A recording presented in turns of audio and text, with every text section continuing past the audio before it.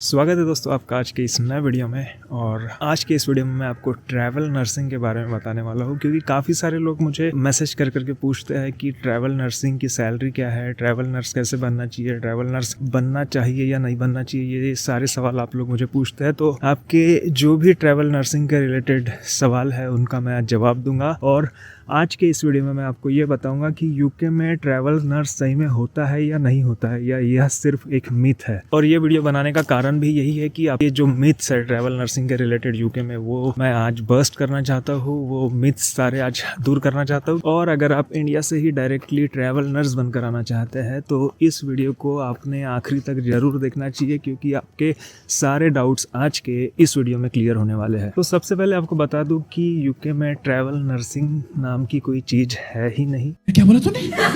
Travel nursing यह एक myth है। यूके में ट्रैवल नर्सिंग नहीं होता है। ट्रैवल नर्सिंग यह टर्म यूएस में यूज की जाती है, और ट्रैवल नर्सिंग के जैसे ही चीज यूके में जो होती है वो होता है एजेंसी नर्सिंग। आपने कहीं सुना होगा ट्रैवल नर्सिंग, तो एजेंसी नर्स को ही यहाँ पे ट्रैवल नर्स आप बोल सकते हैं, लेकिन ट्रैवल नर्स यहाँ कोई एजेंसी नर्स को नहीं बोलता है। अगर किसी को आप अगर यूके में ट्रैवल नर्स बोल सकते हैं तो वो होता है जो इम्यूनाइजेशन का काम करते हैं यूके में, क्योंकि वो घर घर जाके इम्यूनाइजेशन करते हैं, तो उन्हें ट्रैवल नर्स आप बोल सकते हैं। लेकिन ट्रैवल नर्स के समान कोई भी चीज यूके में नहीं है। यहाँ यूके में एजेंसी नर्सिंग होती है, उसे आप ट्रैवल नर्स कंसीडर कर सकते हैं, लेकिन आप उसे ट्रैवल नर्स नहीं बोलते हैं। तो आपके हिसाब से जो ट्रैवल नर्स है और जिसे यूके में एजेंसी नर्सिंग कहा जाता है, उसके बारे में हम बात करेंगे कि उसमें आप कैसे एंटर कर सकते हैं, आप उसमें काम कर भी सकते हैं या नहीं कर सकते हैं। अगर आप काम कर सकते हैं तो उसमें आपको कितनी सैलरी मिलेगी। तो सबसे पहले आपको बता दूं कि एजेंसी नर्स, जिसे आप ट्रैवल नर्स कहते हैं, उसके लिए आप जब ओवरसीज नर्स बन के आते हैं तो उसमें एंटर हो सकते हैं, लेकिन उसके लिए आपको कम से कम 6 महीने यूके में as a registered nurse complete करना होता है। और डिफरेंट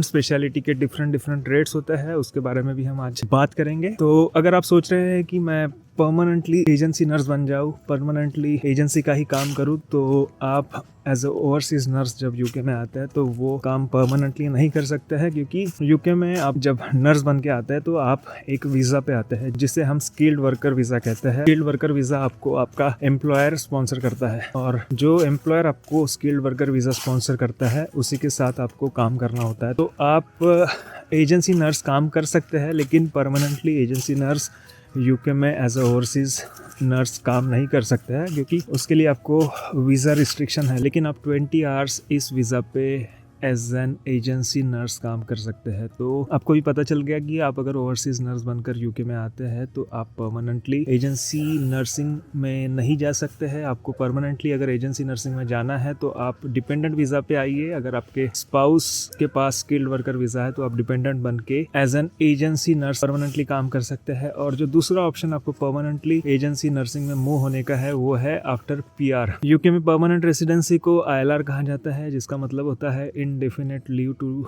रिमेन। आपको यूके में 5 साल कंप्लीट होने के बाद यह ILR मिलता है, और ILR मिलने के बाद आप जो मर्जी चाहे वो काम कर सकते हैं। जरूरी नहीं कि आपको नर्सिंग में ही काम करना है। आप फुल टाइम एजेंसी नर्स काम कर सकते हैं, आप फुल टाइम प्राइवेट हॉस्पिटल में काम कर सकते हैं, तब आपको कोई भी स्पॉन्सर लेटर की आवश्यकता नहीं होती है। तो अभी आपको पता चल गया कि आप एजेंसी नर्स फुल टाइम बन सकते हैं या नहीं बन सकते। अगर बन सकते हैं तो कब बन सकते हैं। तो अभी हम बात करेंगे कि आप अगर एजेंसी नर्स बनते हैं तो आपको कितनी सैलरी मिलती है। अगर हम in total average agency nurses की सैलरी देखेंगे तो वो 30 पाउंड्स के आसपास एजेंसी नर्सेस की सैलरी होती है। और जैसा कि मैंने आपको बताया कि डिपेंड करता है आपकी सैलरी, आप कौन से डिपार्टमेंट में कौन से स्पेशलिटी में काम करते हैं। तो अगर आप जनरल नर्स है, जनरल वार्ड में काम करते हैं, तो आपकी सैलरी एवरेज अगर काउंट करेंगे तो 30 पाउंड्स पर आवर होती है। और काफी बार डिपेंड करता है कि आप अपनी एजेंसी शिफ्ट कब बुक कर रहे हैं। एजेंसी शिफ्ट कुछ दिनों पहले बुक करके रखते हैं तो आपको 30 से 35 पाउंड के आसपास पे किया जाएगा। लेकिन कभी कभी क्या हो जाता है कि हॉस्पिटल में जो नर्सेस काम पे आने वाले रहते हैं वो सिक हो जाते हैं, तो उसके कारण जो वार्ड होता है वहाँ पे नर्सेस की रिक्वायरमेंट बढ़ जाती है। इमीडिएटली उनको अर्जेंटली उनको नर्सेस की आवश्यकता होती है, तो उस समय में जो एजेंसी नर्सेस के पे रेट है वो काफी बढ़ जाते हैं। तो आपको 50 पाउंड पर आवर के ऊपर भी पे मिल सकता है एज ए जनरल नर्स। और अगर हम डिफरेंट स्पेशलिटी की, जैसे कि आप अगर A&E में काम करते हैं, आप अगर स्क्रब नर्स है, ऑपरेशन थिएटर में काम करते हैं, तो आपको 35 से 50 पाउंड के अंदर हमेशा शिफ्ट मिलते रहेंगी और इस रेट में आप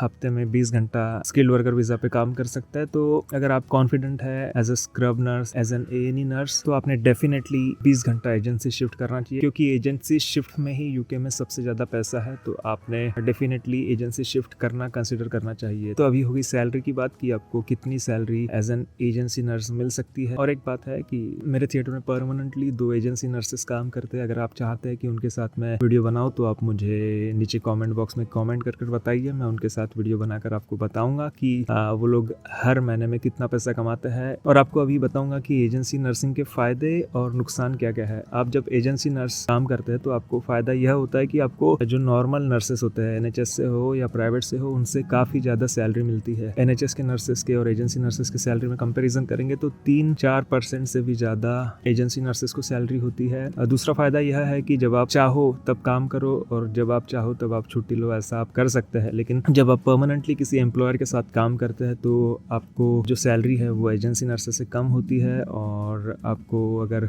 लगता है कि मैं ड्यूटी नहीं जा सकता तो आप सिक लीव ले सकते हैं या तो एनुअल लीव ले सकते हैं। ये एक ऑप्शन है, लेकिन सिक लीव में भी काफ़ी सारे रिस्ट्रिक्शंस होते हैं। अगर आप चाहते हैं कि क्या क्या रिस्ट्रिक्शन सिक लीव के होते हैं तो उसके ऊपर भी एक डिटेल में वीडियो बन सकता है। और जो डिसएडवांटेज है एजेंसी नर्सिंग का वो यह है कि हो सकता है कि हमेशा आपको शिफ्ट ना मिले। अगर आप परमानेंटली एजेंसी नर्सिंग में जाना चाहते हैं तो काफ़ी सारे जो कंपनीज है वो परमानेंटली किसी हॉस्पिटल में एजेंसी नर्सेस को रखते हैं, तो ऐसे केस में आपको रेगुलर काम मिल सकता है। लेकिन कभी कभी हो सकता है कि आपको काम ना मिले, लेकिन ऐसा काफ़ी कम बार होता है। यहाँ पे यूके में हमेशा नर्सेस की कमी होती है, तो एजेंसी नर्सेस को हमेशा काम मिलते रहता है। और जो दूसरा नुकसान है एजेंसी नर्सिंग का वो यह है कि जिस दिन आप काम करेंगे उसी दिन आपको पैसा मिलेगा, और जिस दिन आप काम नहीं करेंगे उस दिन आपको पैसा नहीं मिलेगा। अगर आप सिक है तो आपको सिकनेस का पैसा नहीं मिलेगा, और आप अगर अपना हॉलीडेज प्लान करते हैं तो आपको हॉलीडेज में जब आप लीव पे जाते हैं तो आपको लीव का पैसा नहीं मिलेगा, जो कि आपको NHS में सिकनेस और एनुअल लीव मिलती है। तो ये एक बड़ा नुकसान है एजेंसी नर्सिंग का। लेकिन एजेंसी नर्सिंग में जितना पैसा आप कमा लेते हैं उसमें आप काफ़ी सारा सेव करके रख सकते हैं, और अपने हॉलीडेज और अपना सिकनेस पहले से प्लान करके रख सकते हैं। तो होपफुली जो आपका ट्रैवल नर्सिंग का कंफ्यूजन था वो दूर हो गया होगा। और आप अगर सोचते हैं कि मैं डायरेक्टली ट्रैवल नर्स बनकर यूके में आऊँ तो यह पॉसिबल नहीं है। अगर आपकी वाइफ या आपका हस्बैंड के पास वीज़ा है, स्किल्ड वर्कर वीज़ा, तो आप ट्रैवल नर्स,